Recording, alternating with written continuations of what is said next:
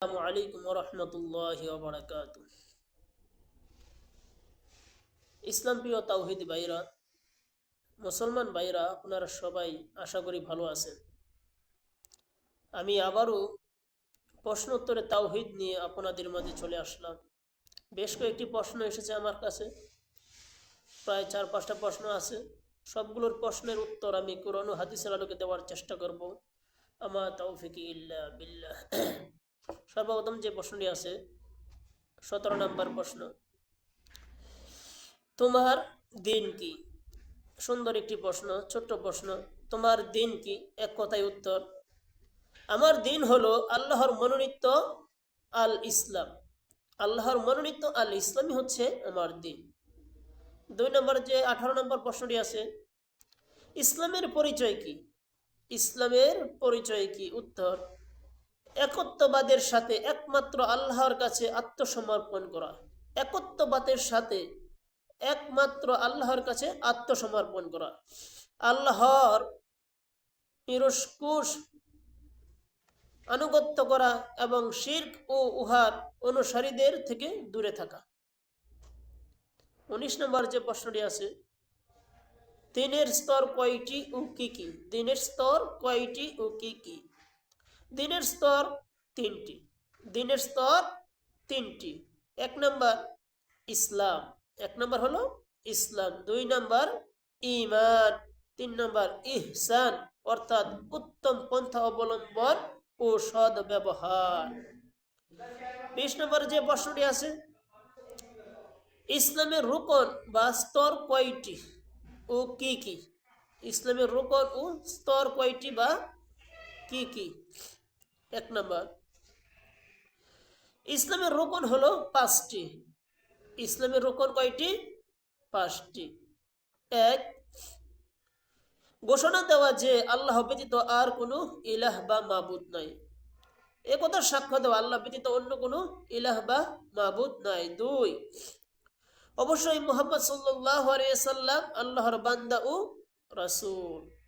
3, সালাত অর্থাৎ নামাজ কায়েম করা, সঠিকভাবে জামাতের সহিত আদায় করা পুরুষরা, আর মহিলাগণ নিজ নিজ ঘরে ওয়াক্ত মতো সালাত অর্থাৎ নামাজ আদায় করা। 4, জাকাত আদায় করা, যাদের উপর জাকাত ফরজ হয়েছে তৎক্ষণাৎ জাকাত আদায় করা। 5, রমজান মাসে সাওম অর্থাৎ রোজা পালন করা। প্রত্যেক সাবালক সাবালিকা নারী পুরুষের উপর রমজান মাসে রোজা পালন করা কি ফরজ।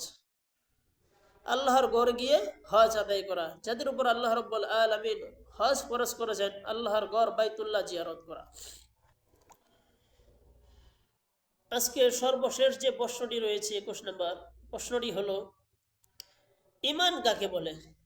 ঈমানের শাখা প্রশাখা এবং রোকন কয়টি ও কি কি? খুবই ইম্পর্টেন্ট এবং গুরুত্বপূর্ণ একটি প্রশ্ন। ঈমানের আবিধানিক অর্থ হলো বিশ্বাস স্থাপন করা, আর পারিভাষিক অর্থ হলো মুখের স্বীকৃতি অর্থাৎ ঘোষণা। অন্তরের বিশ্বাস এবং অঙ্গ প্রত্যঙ্গ দিয়ে বাস্তবে কাজ করাকে ঈমান বলে। নেক কাজে ঈমান বৃদ্ধি পায়, আর পাপ কাজ করলে ঈমান ক্ষতিগ্রস্ত হয়।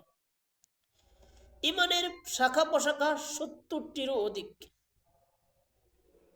এর মধ্য থেকে সর্বোচ্চ শাখা হলো একতার সাক্ষ্য প্রদান করা যে লা ইলাহা ইল্লাল্লাহ বলা।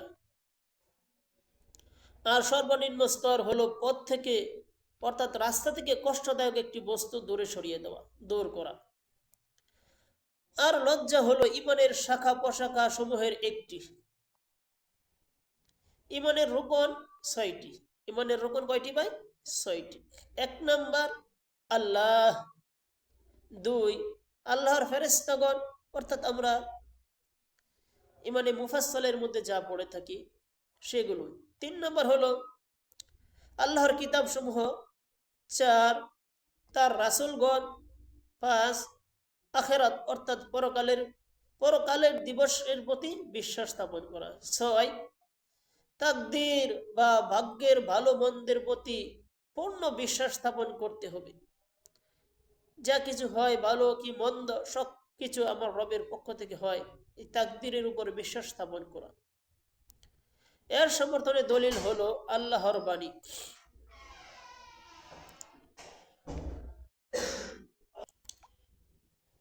ليس البر أن تولوا وجوهكم قبل المشرق والمغرب ولكن البر من آمن بالله واليوم الآخر والملائكة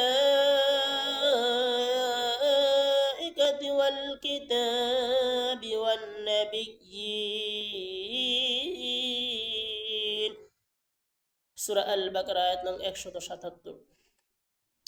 এতে আল্লাহ রাব্বুল আলামিন ইরশাদ করেন, সৎ কর্ম শুধু এই নয় যে পূর্ব কিংবা পশ্চিম দিকে মুখ করবে, বরং সৎ কাজ হলো এই যে ঈমান আনবে আল্লাহর উপর, আখিরাত দিবসের উপর, ফেরেশতাদের উপর, আসমানি কিতাব সমূহের উপর এবং সমস্ত নবী রাসূলগণের উপর। আল্লাহ তাআলা অন্য আয়াতে আরো ইরশাদ করেন, ইন্না কুল্লা শাইইন খালাকনাহু বিকদর। সূরা আল কমার আয়াত 49। আল্লাহ রাব্বুল আলামিন বলেন, আমরা প্রত্যেক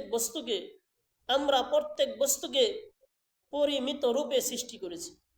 অর্থাৎ ইন্না কুল্লা শাইইন খালাকনাহু বিকদর, আমি আল্লাহ রাব্বুল আলামিন প্রত্যেক বস্তুকে পরিমিত রূপে সৃষ্টি করেছি। আল্লাহু আকবার। আমিন আমিন। আল্লাহ আমাদের প্রত্যেককে কোরআন ও হাদিসের জ্ঞান অর্জন করার তৌফিক দান করুন। আখিরুদ দাওয়ানা আনিল হামদুলিল্লাহি রাব্বিল আলামিন। আসসালামু আলাইকুম ওয়া রাহমাতুল্লাহি ওয়া বারাকাতুহু।